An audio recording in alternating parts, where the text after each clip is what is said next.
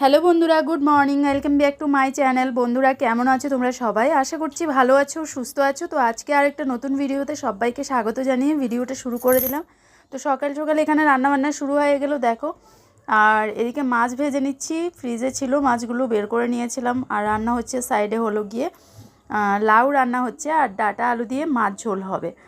তো রান্নাবান্না শুরু করে দিয়েছি বন্ধুরা। এখনও সকালবেলা আমার চা টিফিনও খাওয়া হয়নি, খুব ভোরবেলায় আজকে ভিডিও শুরু করে দিয়েছি। তো চলো কিছুক্ষণ বাদেই ক্যামেরার সামনে চলে আসছি। বন্ধুরা রান্নাবান্না হয়ে গেছে। এই যে দেখো, এখানে হলো মাছের ঝোল ডাঁটা আলু দিয়ে, এখানে লাউ মাছের মাথা দিয়ে, তো এটাও হয়ে গেছে। আর হলো এখানে ডাঁটার শাক। তো এই যে দেখো, এখানে ডাঁটার শাক করেছি। এখন হলো কিচেন গোছানোর পালা। আর বন্ধুরা আমার এখনো চা খাওয়া হয়নি, তো জাস্ট চাটা গরম করলাম। বরের জন্য এখানে ভাতটা রেডি করে দিয়ে দিয়েছি। এই যে দেখো, অফিসের জন্য নেবে, খেতে বসবে। তো এখানে ওর জন্য সব কিছু রেডি করে দিয়ে এখন আমি খাবো হলো চাটা খেয়ে কিচেনটা গোছাবো ঝটপট, তারপর যাবো ছেলেকে আনতে।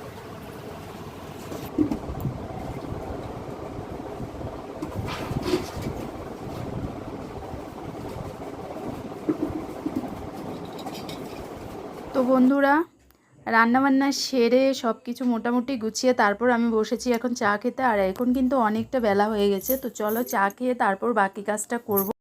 বন্ধুরা অনেক কিছু কাচাকুচি করে তারপর অবশেষে এখন রুমে আসলাম। আর দেখো আজকে কি কি কাচাকুচি করেছি, অনেক কিছু কাচাকুচি করেছি, একদম পুরো পরিশ্রম অনেক বেশি হয়েছে।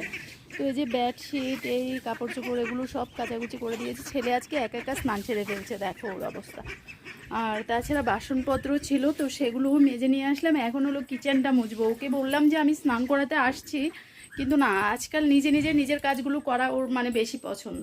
তো দেখো এই যে এখানে হলো এই যে বাসনপত্র মেজে নিয়ে চলে এসেছি। আর কিচেন দেখো ঝটপট একদম পুরোটা কিচেন গুছিয়ে নিয়েছি। তো এখন শুধু রুমটা জাস্ট মুছবো, তারপর সকালবেলা তো আজকে একবার আমার স্নান হয়েই গেল। এখন আবার যাব স্নানে, কারণ রান্নার পর না ঘেমে একদম চিপচিপে হয়ে আছে, নিজের গায়ের গন্ধ আমার নিজেরই সহ্য হচ্ছে না। ঠিক আছে, তো তার জন্য এখন যাচ্ছি আবার স্নানে।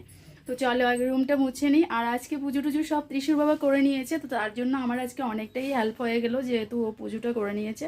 আর ছেলে আবার জলটা বেশি দিয়ে দেবে, মানে কি যে করব বুঝতে পারছি না। দেখো নিজে একা একা স্নান সেরে ফেলছে।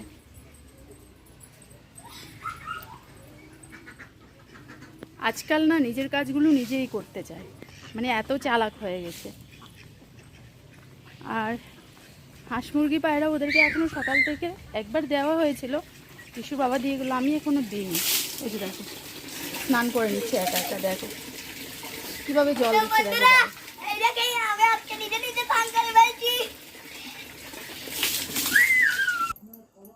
তো বন্ধুরা এই যে দেখো স্নান টান সেরে চলে এসেছি। আর বাইরে হলো প্রচুর কাপড় চোপড় আজকে কেচেছিলাম, তো সেগুলো এখন তুলে নিচ্ছি, কারণ এগুলো না শুকিয়ে গেছে। আর আকাশে মেঘ করেছে, তো বৃষ্টিও নামতে পারে, তার জন্য এগুলো তুলে নিচ্ছি। আর ছেলে দেখো স্নান টান করে এসে এখন সানগ্লাস পরে পরে উঠোনে উঠোনে দৌড়াচ্ছে, আর তোমাদের সাথে একটু ক্যামেরাতে দুষ্টুমিও করছে। আর আজকে চুলটা ভিজিয়ে স্নান করেছি, তো চুলটা এখনও ভেজা। বৃষ্টি আসবে বলে সব কিছু তুলে নিয়েছিলাম, খাটের স্ট্যান্ডে সব মেলে দিয়েছিলাম, কিন্তু আবার সব কিছু বাইরে দিয়ে আসলাম। আর এখন চলে এসেছি পুজো দিতে। তো চলো পুজোটা করে নিন। যদিও ত্রিশুর বাবা ওর পুজো করে গেছে, আমি একটু গীতা পড়বো স্নান করে এসে, তো তার জন্য একটু গীতা পড়ে নিলাম। আর এখন চলে এসেছি স্কিন কেয়ার করতে, আর তারপর চলে যাচ্ছি কিচেনে। এখন আমরা খাবো। আর কি রান্না করেছি সেগুলো তোমাদের সাথে রান্নার পর শেয়ার করেছিলাম যদিও, কিন্তু আমি ভুলে গেছিলাম, তার জন্য এখানে রিপিটেড আবারও একটু শেয়ার করতে চলে আসলাম। এই যে দেখো, তো চলো এখন আমরা খাবার দাবার খেয়ে নিই, আর তোমাদের সাথে আবার দুপুরের পর মানে সন্ধেবেলা আবার কথা হবে। তো বন্ধুরা গুড ইভিনিং। এখন এখানে বসে গেলাম একটু চা খেতে, চাটা করে নিয়ে এসেছি। আর ছেলে হলো গিয়ে সাইডে পড়ছে, মানে পড়বে আর কি, বইয়ের ব্যাগপত্র নিয়ে বসেছে, কিন্তু কতটুকু পড়বে সেটা হলো পরের কথা। তো চলো এখন চা বিস্কিট খাওয়া হচ্ছে আজকে সন্ধেবেলায়। চাটা খাওয়ার পর রুমটা পুরো এলোমেলো হয়েছিল, মানে একদম দেখো বিছানা টিছানা কাপড় চোপড় সব কিছু তুলে এনে রেখেছিলাম, তো সব এভাবেই পড়েছিল। এখন ভাবলাম চলো আগে সব কিছু গুছিয়ে নেওয়া যাক। আর ছেলে তো ওকে তো পড়তে বসিয়েছি, কিন্তু ও পড়তে পড়তে দুষ্টুমিই করছে।